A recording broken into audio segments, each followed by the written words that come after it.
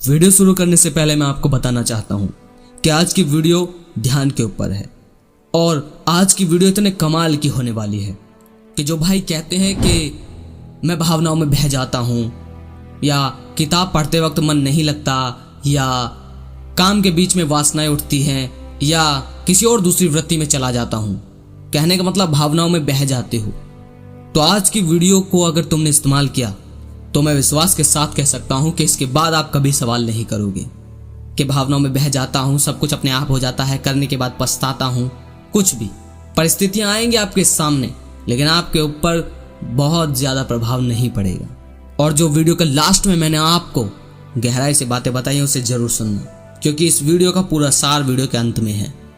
अगर आपने वीडियो के अंत को नहीं देखा तो आपको ये कहानी की बातें आपके सर से ऊपर जा सकती हैं। अगर आप समझदार नहीं हो तो शुरू करते हैं। बुद्ध कहते हैं, जिसने खुद को जीत लिया उसने सारे जगत को जीत लिया। अब यहाँ पर बुद्ध उस जीत हार की बात नहीं कर रहे हैं जो ज्यादातर लोग समझते हैं। लोग समझते हैं कि जीतने के लिए किसी को हराना जरूरी है, परंतु बुद्ध उस खेल के बारे में बात कर रहे हैं जिसमें हार किसी की नहीं होती, केवल जीत होती है। या अन्य शब्दों में कहें तो हार भी हमारी होती है और जीत भी हमारी।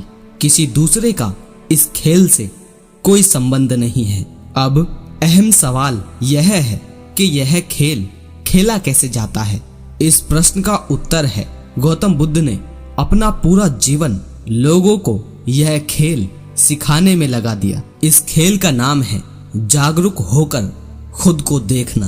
अभी आप मुझे सुन रहे हैं, क्या आप इस बात पर ध्यान दे पा रहे हैं कि आपका फोकस कभी इस वीडियो पर होता है और कभी किसी अन्य विचार पर जो आप अपने भीतर सोच रहे हैं? क्या आपने यह कभी सोचा है कि ऐसा क्यों होता है? आपका ध्यान किसी एक जगह पर क्यों नहीं रह पाता?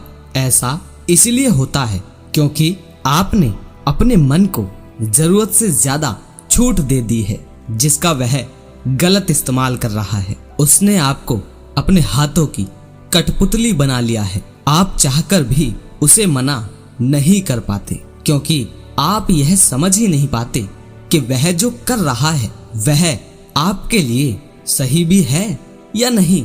अब प्रश्न ये उठता है कि कैसे हम उस खेल को खेलना सीखें जो गौतम बुद्ध हमें सिखाना चाहते हैं, जिसे सीखने के बाद हम अपने मन पर काबू पा सकते हैं। उस खेल के नियम क्या हैं और उस खेल को खेलने के लिए हमें किन वस्तुओं की आवश्यकता है? इन प्रश्नों के उत्तर है, उस खेल को खेलने के लिए आपको कहीं जाने की जरूरत नहीं है और ना ही आपको किसी वस्तु की जरूरत है। आपको जरूरत है तो केवल एक जगह पर टिककर बैठने की।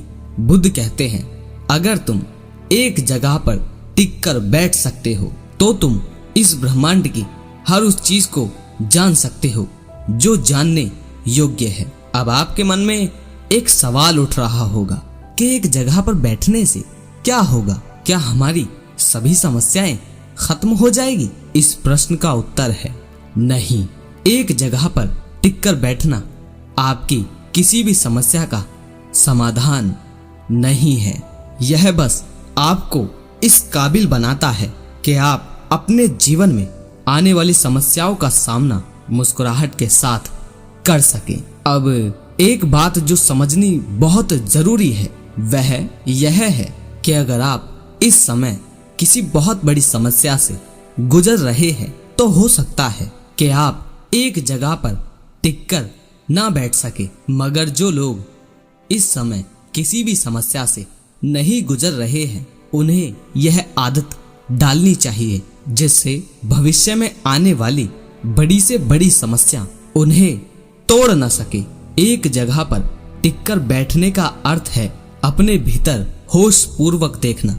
बुद्ध कहते हैं, जब हमारा शरीर शांत और स्थिर होता है तो हमारा मन भी शांत और स्थिर होने लगता है। अगर हम लेटकर अपने शरीर को शांत व स्थिर करने का प्रयास करेंगे तो हमें नींद आ जाएगी।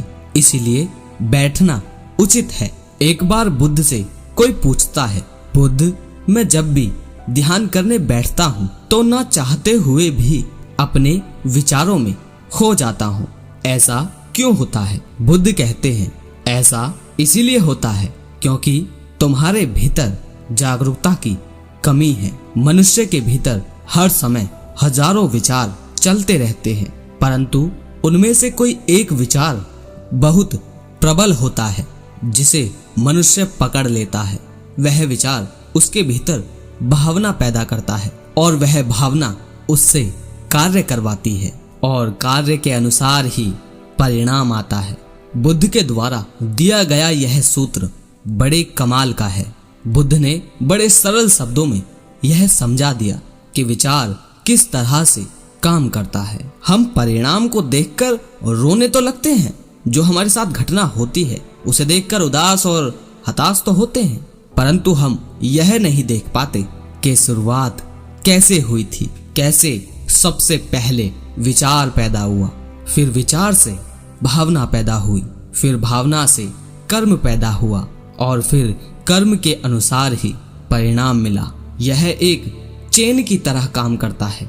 इस चेन को देखने के लिए हमें भरपूर जागरूकता की आवश्यकता है, परंतु वह तभी बढ़ेगी जब हम ध्यान के मार्ग पर चलेंगे, क्योंकि जागरूकता हर मनुष्य के भीतर है। सवाल बस यह है कि वह कितनी विकसित है। यदि खुद को जीतना चाहते हो तो ध्यान का खेल खेलना सीख जाओ, परंतु यह खेल एक दिन में नहीं सीखा जा सकता। इसे सीखने के लिए निरंतर प्रयास की आवश्यकता है। अब जो मित्र यहाँ लास्ट तक टिके हुए हैं, अब इस कहानी का गहराई से सांसारिक शब्दों में और आपके लिए जो लाभकारी हो उस अर्थ में आपको बताता हूँ।